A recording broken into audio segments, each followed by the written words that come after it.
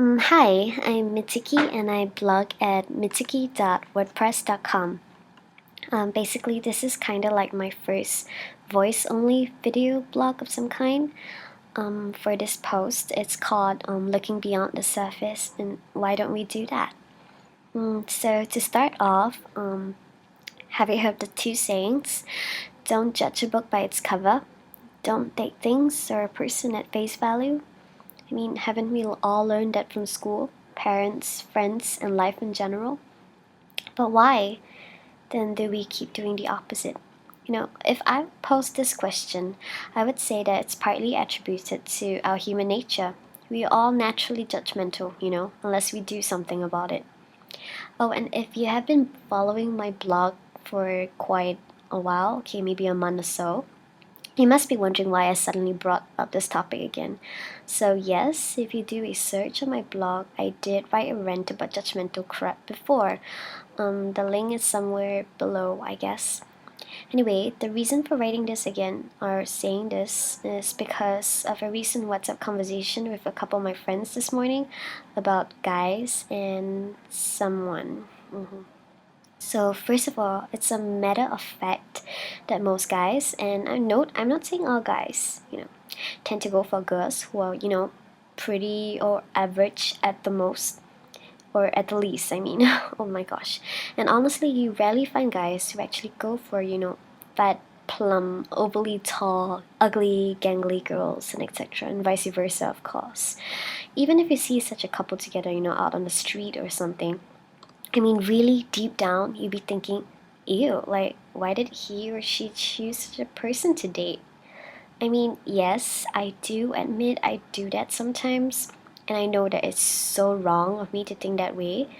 And the reason is because I judged and I looked at the surface instead of looking beyond that. It's a trait. Wait, no, it's a habit that I must learn to break. But I do wish that more people would think this way too. So a friend of mine said this. Sometimes being fat, ugly, overly tall, etc. is like a test for someone to see if they're accepted for who you are inside. And as the saying goes, all that glitters is not gold. A pretty person might have the meanest streak, while that fat girl over there is the most kind, has the most kind and sweetest nature. But of course, you won't know that till you actually get to know the person. This is because, honestly, really, if you're a guy, who would you want to get to know more? The pretty or slim girl on the left, or that fat girl on the right? And I'm pretty sure that at least 90% of the guys would choose the left. And don't deny it, okay? Anyway, so today's WhatsApp conversation also revolved around a dear friend of mine whose name shall not be revealed, obviously. But let's just call her Sakana, okay? So Sakana is this lovely, awesome, crazy, quirky girlfriend of mine who friends and I love dearly. We think that she deserves the best and most awesome guy in life as well. But the thing is, not a single guy has ever looked at her, like as potential girlfriend material. Ever. I mean, I tried. And just no. And that just makes me really sad about it. And I know she is too. But you know what broke my heart? When I accidentally stumbled onto a blog through a link post of one of my old blogs recently. I read her true feelings that she penned down regarding this issue, and actually it can be quite disturbing to read. And this is because, on the surface, she's always this bright, cheerful, and happy-go-lucky person who's always there for you. Plus, most of us will just joke and rip about her single status, and she'll just laugh it off as if it doesn't matter, or she doesn't give a damn about it. And the worst thing is that we would always take it at face value. But why? Why didn't I notice this over the years? But sometimes I just wish that I never stumbled onto a blog so that I can remain oblivious to this fact.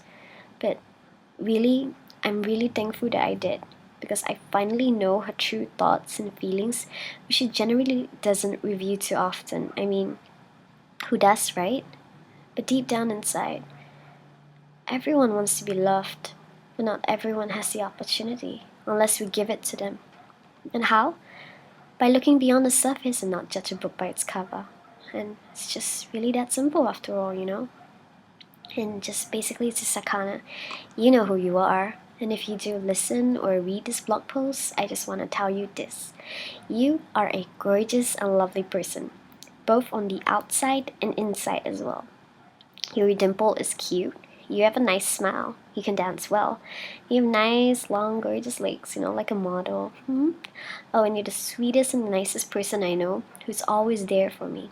I know you can bake great stuff, so please bake me muffins someday, okay? There's so much more I can say about you. And I love your weird little quirks as well.